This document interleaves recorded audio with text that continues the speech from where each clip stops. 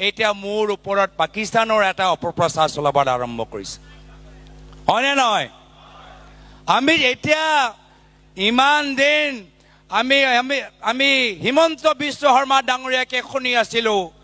এই ধৰণৰ অপপ্ৰচাৰৰ ওপৰত নিৰ্ভৰ কিন্তু বিজেপি দল কিমান শংকিত আমি গম পালো যেতিয়া অমিত শ্বাহ ডাঙৰীয়াও এতিয়া এই পাকিস্তানৰ অপপ্ৰচাৰ চলাবলৈ আৰম্ভ কৰিছে অসমত আহি অমিত শ্বাহ ডাঙৰীয়া আমাৰ নাম লৈ আমাক ভয় খুৱাবলৈ বিচাৰে মই বিনম্ৰতাৰে মই ভাৰতৰ কেন্দ্ৰীয় গৃহমন্ত্ৰী অমিত শ্বাহ ডাঙৰীয়াক জনাবলৈ বিচাৰিছো অমিত শ্বাহ ডাঙৰীয়া আমাক ভয় খুৱাবলৈ চেষ্টা নকৰিব মই লাচিতৰ বংশৰ মানুহ অমিত শ্বাহ ডাঙৰীয়া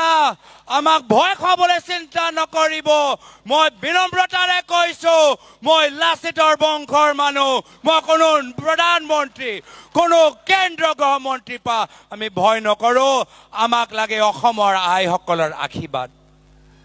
আমাক লাগে অসমৰ বয়োজ্যেষ্ঠসকলৰ মৰম আমাক লাগে অসমৰ নৱপ্ৰজন্ম সমৰ্থন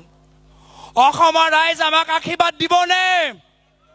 অসমৰ ৰাইজ আমাক আশীৰ্বাদ দিবনে তো কেন্দ্ৰীয়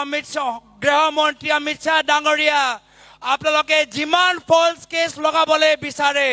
ফলছ কেছ লগাই লওক অসমৰ ৰাইজৰ মৰম আমাৰ সুৰক্ষা কৱচ হৈ থাকিব